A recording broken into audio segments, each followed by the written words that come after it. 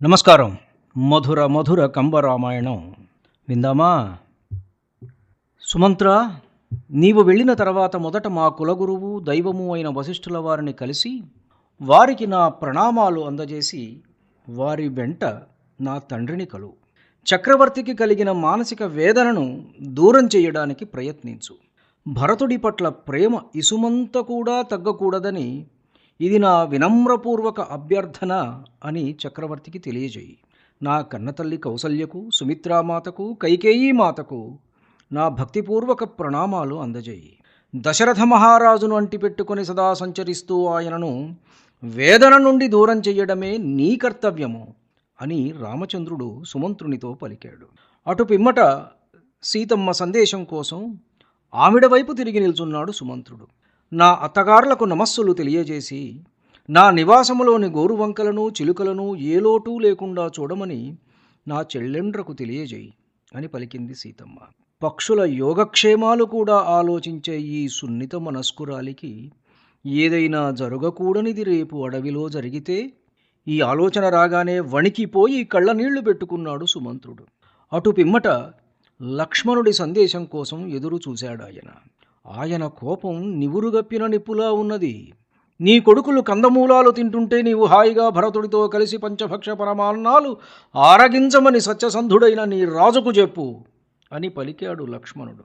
తమ్ముని మాటలు విన్న రామచంద్రుడు, లక్ష్మణ, కఠినపు మాటలే మనిషికి వ్యసనము. ఆ వ్యసనానికి నీవు లోను కావద్దు సుమా అని హితవు పలికాడు. అందరి సందేశాలను తీసుకుని ఆ రాత్రిలో అయోధ్య వైపుగా తన రథాన్ని మళ్లించాడు సుమంత్రుడు. సుమంత్రుడు వెళ్ళిన వెంటనే సీతమ్మ శీలమే రక్షా కవచముగా, రామలక్ష్మణుల ధర్మవర్తనమే పెట్టని కోటగా కలిగి పెనుజీకటిలో కలిసిపోయి అరణ్యంలోనికి నడక సాగించారు ఆ మువ్వురు. అది కృష్ణపక్షం కావడం వలన చంద్రోదయం ఇంకా అవ్వలేదు. విశాల విశ్వాన్ని కప్పివేసిన కాళరాత్రిలో మింట మెరిసే చుక్కలే కంటికి వెలుగైన నిశీధిలో నిశ్శబ్దంగా నడక సాగిస్తున్నారు మువ్వురు. కీచురాళ్ల ధ్వని, వెదురు పొదలలో దూరిన గాలి వేసే ఈలల మధ్య కఠిన శిలల మీద ఒక్కొక్క అడుగు వేస్తూ అయోధ్యకు దూరమవుతున్నారు సీతారామ లక్ష్మణులు. రాముడి విల్లు ఎంత పెద్దగా ఉన్నదో చూద్దామని అనుకున్నాడో ఏమో, నెమ్మదిగా గగనద్వారాన్ని తోసుకొని తొంగి తొంగి చూస్తూ వినువీధిలోకి అడుగుపెట్టాడు చందమామ. భారంగా అడుగులు వేస్తూ నడవలేక నడుస్తున్న సీతమ్మ కష్టాలు ఇక చూడలేక దారి చూపడానికా అన్నట్లు గబగబ పైకి వచ్చేశాడు రేరాజు. తెల్లటి పత్తి పరుచుకున్నట్లుగా దారి అంతా వెండి వెన్నెల.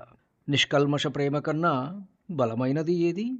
ప్రాణసఖుడైన రాముడి రక్షణ ఉండగా నాకేమి కొరత అన్న ధీమాతో అడుగులు వేస్తున్నది అయోనిజ.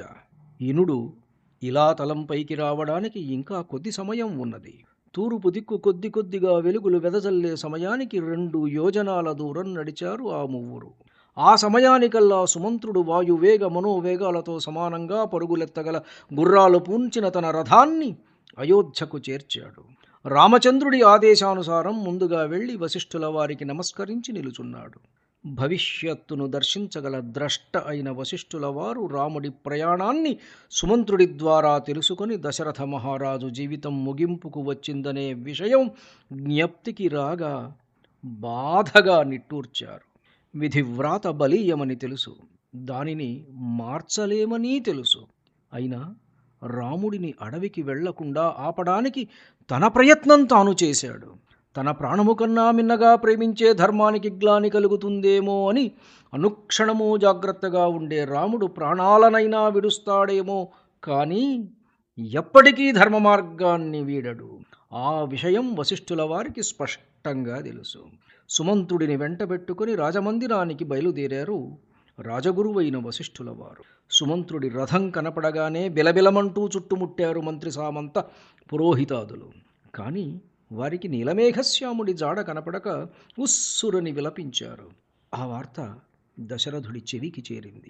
రాడా ఇక రాముడు కనపడడా, వాడు నాకు ఏడి, నా రాముడు ఎక్కడ నా చిట్టి తండ్రి, వాడి చిరునవ్వుల వెన్నెలలు ఇక నాకు కరువేనా, రామా రాజీవనేత్ర రారా నా తండ్రి అంటూ విలపిస్తున్న దశరథుడిని పట్టుకోవడం ఎవరి వల్ల కాబడం లేదు. ధన్యుణ్ణి. నమస్కారం. మీ ఊటుకూరు జానకి రామారావు.